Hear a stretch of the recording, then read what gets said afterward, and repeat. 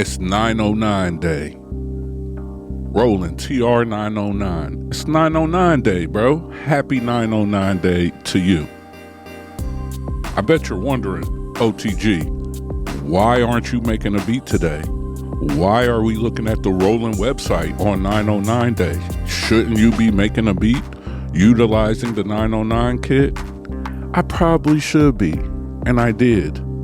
But today, I thought I'd do something different, man, and we talk about the history of the 909 from O.T.G's perspective to kind of highlight some things maybe you didn't know, why the 909 is important and what role it plays in the music today, okay?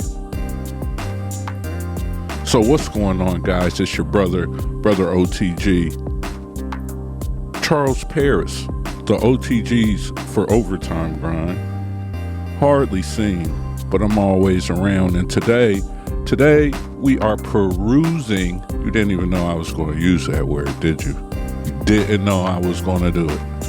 Today we are perusing a couple websites and a couple things, and we're going to talk about the 909 on 909 day.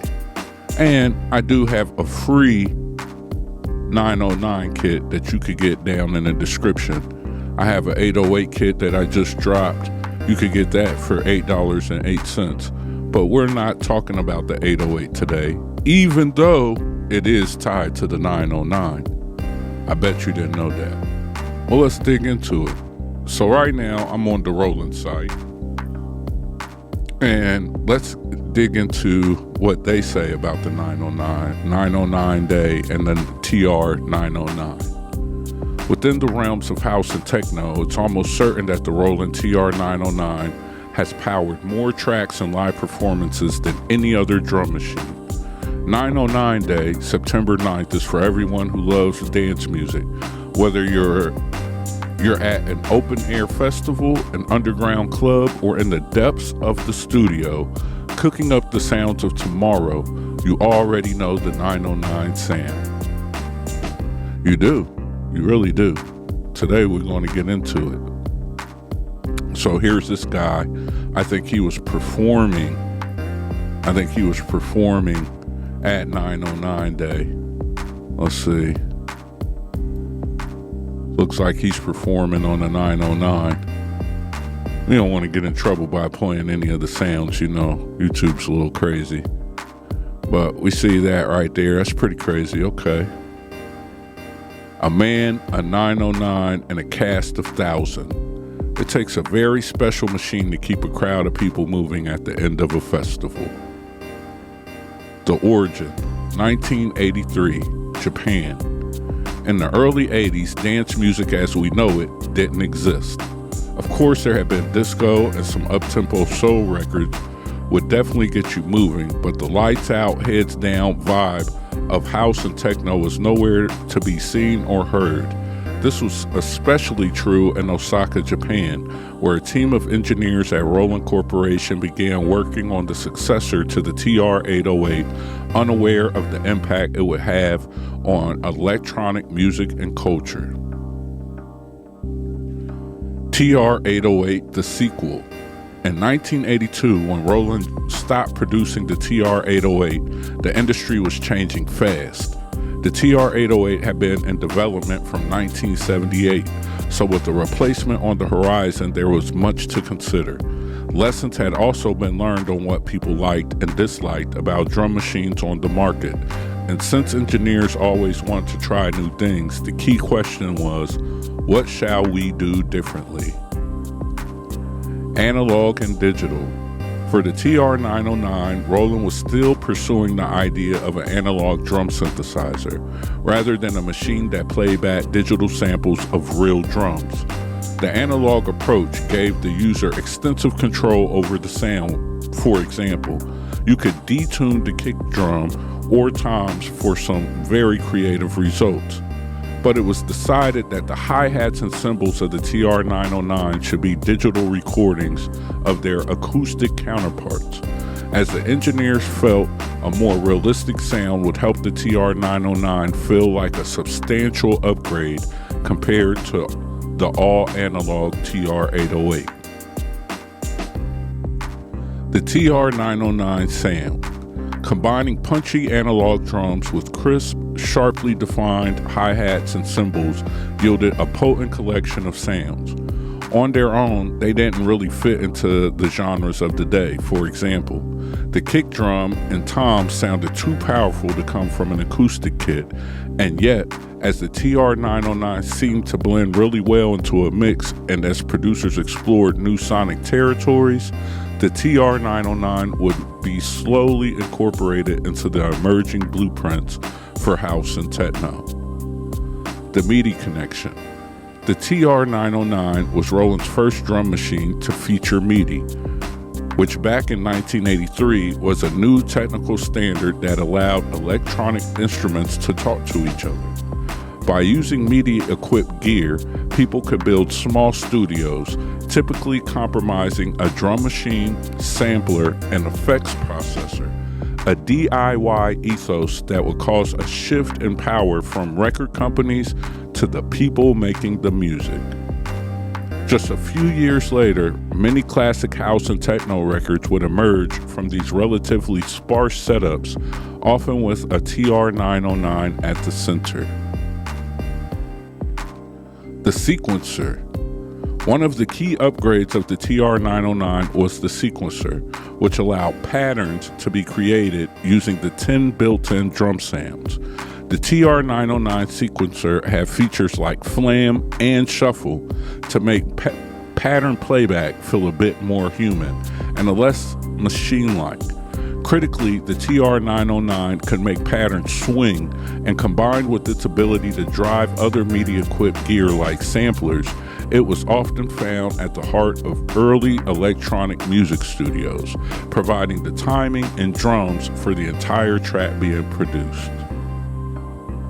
That's pretty cool, right?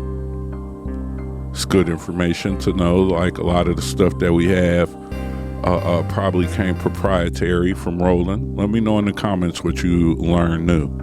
This is just a start, because we got a little ways to go. Sit back, like, share, comment, make sure you subscribe. All right, launched in 1983 for $13,000. $13,000, that's crazy. Whoa, O.T.G. Launched in 1983 for $1,300,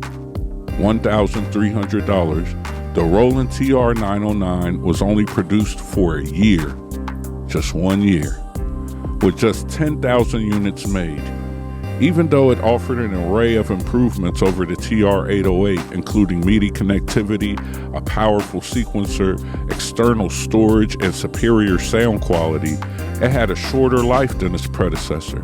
In hindsight, instead of targeting professional studios, the TR-909 was probably more suited to bedroom producers who needed drum sounds and a versatile sequencer that could power additional equipment, so that they could create an entire piece of music with a minimal setup.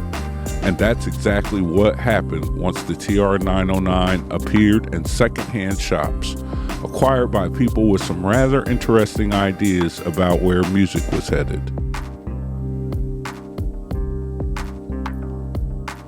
Part 2, Players and Places. By the mid-'80s, and now in the hands of young producers from Detroit and Chicago, the TR-909 started to appear on records which became the classics of a brand new music scene.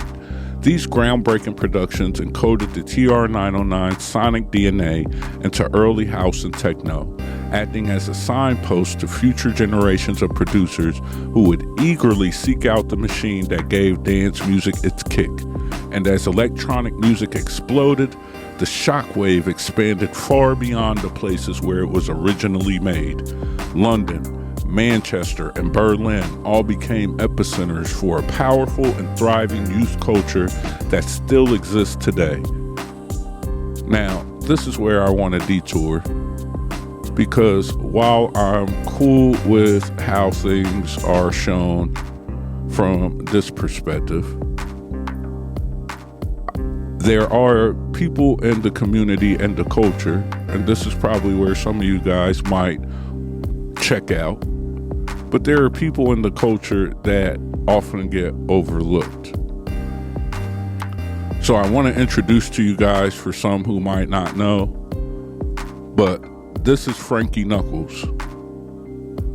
His name is Francis Warren Nichols Jr. He's known as Frankie Knuckles. He's an American DJ, record producer, and remixer. He played an important role in developing and popularizing house music, a genre of music that began. So I want you guys to notice that. Developing and popularizing house music, a genre of music that began in Chicago during the early 1980s and subsequently spread worldwide. In 1997, Knuckles won the Grammy Award for Remixer of the Year, non-classical. Due to his importance in the development of the genre, Knuckles was often called the godfather of house music. I wanted to just show and put this in because a lot of people overlook Frankie Knuckles.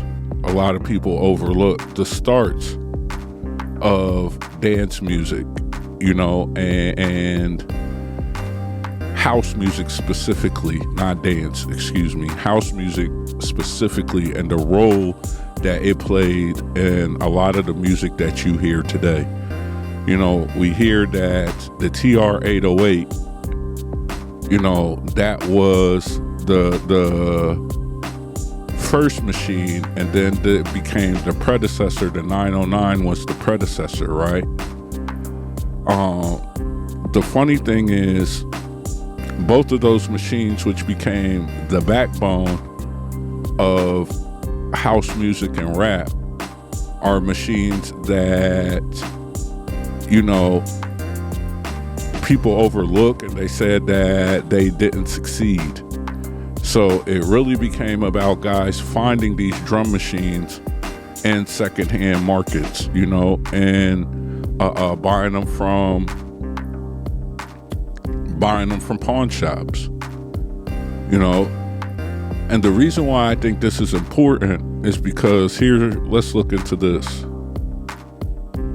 The TR-909 is a drum machine by Roland, released in 1983, that was a commercial failure at first, but became a foundational tool for techno, house, and acid house music.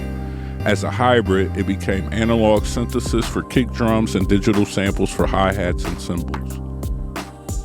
Commercial failure. Unlike the market-dominating Lindrum and Oberheim DMX, the TR-909 wasn't an immediate success, as the sound was considered unrealistic by many musicians at the time. So notice this is something that was the same thing they said about the TR-808, but that became the backbone of the sound. So what I'm trying to say is, things that are often rejected, some things that are often rejected and looked at a certain kind of way, they're not always bad, because if you stick with it, or you utilize it, or utilize your creativity, you can create the future out of these things. The 909 was created for 1 year, and now every year we have a 909 day. House music, acid, techno, this is some of the biggest festivals in the world. This is something that reaches all around the world. And who would have thought that a guy from Chicago who got a drum kit secondhand, that a guy gave him a drum kit, and gave him a drum machine, and that drum machine that was considered a failure, just like the TR-808, would then become the backbone of some of the most popular, impactful music in the world.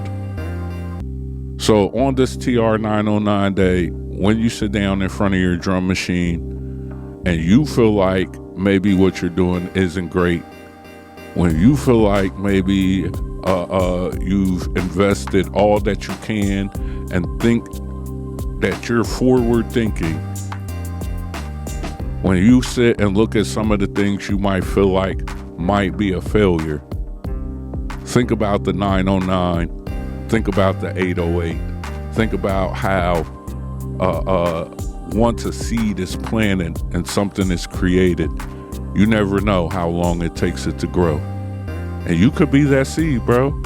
Your beat, your music, your idea. So happy 909 day. Check out the free 909 kit. Here it is right here. Hopefully you guys like this style of video. You know, I wanted to go a little bit more in depth, but I decided not to. I don't want to talk your head off. All you got to do is put $0 right there and boom, download it. Check out the 808 kit, 80 808s for $8.08. Like, share, subscribe, comment, man.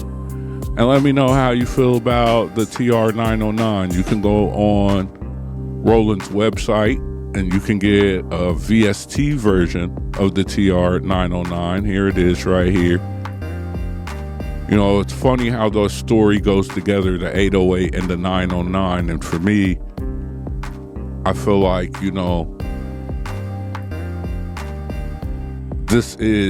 a lot of this is the backbone of the music that we love. A lot of the drum machines and things that we are utilizing, the standards of how we're setting up our music was created on machines like that. And it just always blows my mind that people thought they were commercial failures, and now people spend thousands and thousands and thousands of dollars just trying to emulate, you know. And I feel like we're blessed to have machines now and to be able to have these discussions and talk about the greatness of these machines. You know, your MPC, whatever machine that you're using, it could go down in history, and you could be the guy that makes it go down in history. I don't know if Frankie Knuckles ever thought that that music he was making was going to impact the world that way. Rest in peace to him. Shout out to all you guys who support the channel, and have a great day. It's your brother O.T.G.